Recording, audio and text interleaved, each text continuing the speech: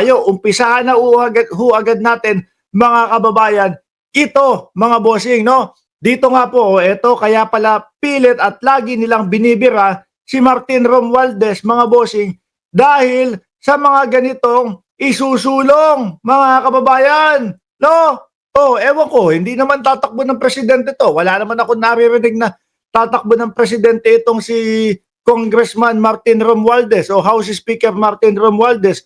Pero ang kampo ni Sara Duterte, siya lagi ang inaatake. Oh, sabi dito, this is not just about lowering prices. Naku po, mag-iiyakan na naman yung mga DDS nito.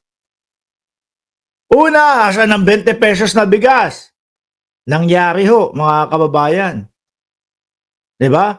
Nangyari. Pati yung vice presidente hindi napigilan na na bumatikos. Biruin mo, sabihin na panghayop yung 20 pesos na bigas. O, ano po naman ang nagawa nun sa ating mga kababayan?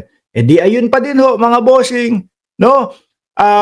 Nakatulong na kaunti lang ang babayaran nila para doon sa bigas. Imbis na 40, imbis na 50, 20 pesos lang ang inuhugot sa kanilang bulsa. No, mga kababayan. Oh, tingnan nyo ho yung dalawang panig no? Dalawang panig sa ngayon Yung panig ng mga Duterte na ang pagpauman ninyo na mga DDS, no? Kung masasabi namin ito, panig ninyo puro panira, pahatak, pababa sa gobyerno ng Pilipinas at sa bansang Pilipinas. Samantalang ito naman, panig naman ho, mga bossing, ng mga Romualdez, Marcos, pag-angat naman po ng Pilipinas. Nakita nyo ho ang diferensya ng dalawa? Yung isa, pahatak, pababa. Kahit napilit na po ang gobyerno natin na iangat ang bansang Pilipinas, sila naman po pilit hinahatak pababa ang Pilipinas. O, ang daling-daling mamili kung sino ang susuportahan mo sa dalawang panig, di ba? O ayan tuloy-tuloy lang po. Removing abusive intermediaries. O yung siguro yan yung mga yan yung mga nasa gitna pa. Imbis na rektahan. O pag may papagawang building, tanggalin na natin yung mediator na yan, tanggalin na natin yung papagitna pa yan, kukomisyon pa ng napakalaki niyan.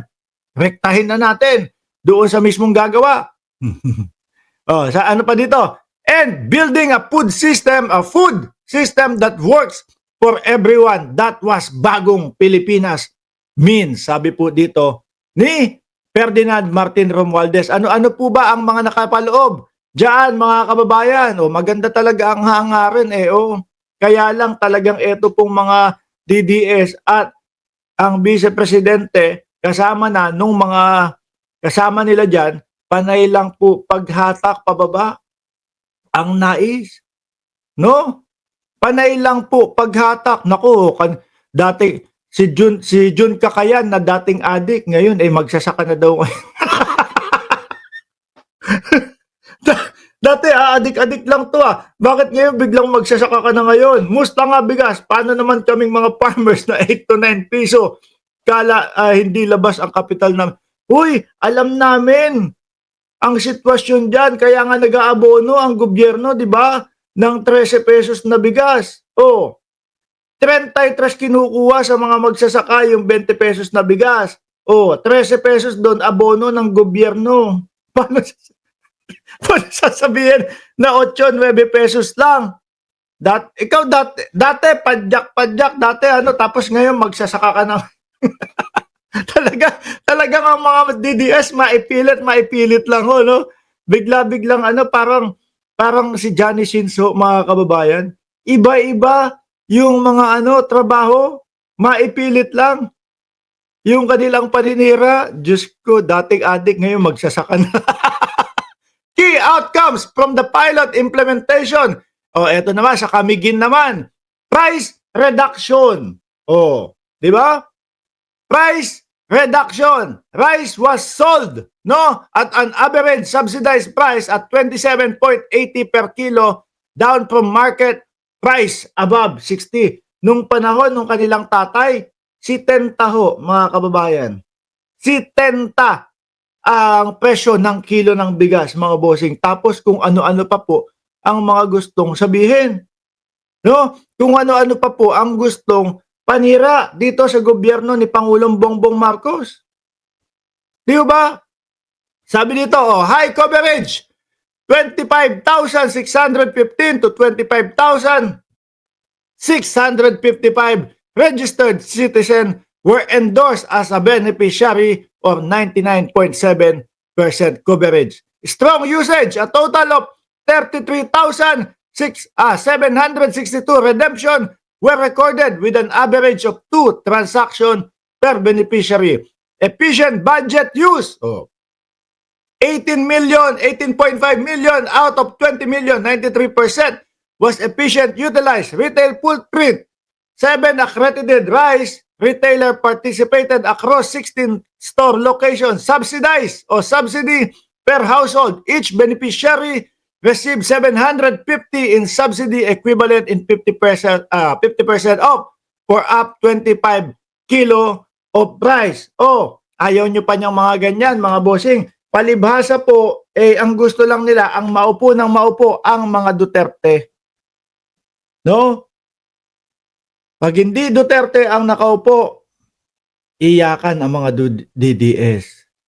Pag hindi Duterte ang mga nakaupo, ang sasabihin hindi maganda ang gobyerno. Ganyan ho sila, mga kababayan. Samantalang ito yung mga Duterte nila, mga bossing.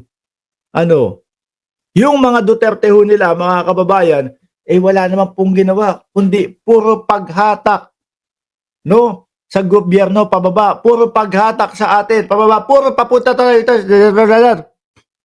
puro papunta ho tayo sa China. Pansin nyo ba yun, mga kababayan? Di ba yun, tingnan mo nga ang ginagawa ng Vice Presidente. Ang ayos-ayos na nakalagay po ng mga kanyon, ng mga missile niyan, tumahimik at China, kahit papaano. Pero gusto ng Vice Presidente, alisin yung missile na yun. Pati yung bagyo napunta sa China, sabi ni Mudcobus. Sabi ni Ma'am Sharin, naku, nagpadala ng super sticker. Salamat po, Madam. Sabi ni Remy Cereza Post, para lang nilang mapagtakpa ng impeachment ni Lustay. Kaya kung ano-ano na lang ang paninira ang kanilang pinaggagawa. Hindi nila alam na kasama sila, no, sa babagsak kapag patuloy nilang ginawa ang paninira sa gobyerno natin.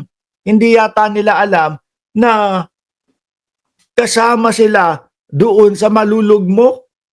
Kaya patuloy ang paninira nila. At ito naman pong kampo ng Romualdez at Marcos, mga kababayan, wala pong ibang ginawa kundi patuloy na iangat ang Pilipinas. At kaya naman po tuloy-tuloy ang suporta ng mamamayang Pilipino dito sa administrasyong ito, mga kababayan. Di ba? Tapos sasabihin lang po nung mga DDS, magnanakaw yang si Marcos. Hagilapin nyo, tanungin ninyo, mga boss, saan nyo ba kinukuha yung mga sinasabi nyong ninanakaw ni Marcos? Pengi nga kami ng pengi nga kami ng resibo, pahingi nga kami ng ebidensya ninyo. Wala. Iiwanan kayo niyan, hindi na magsasalita yan, naalis na yan.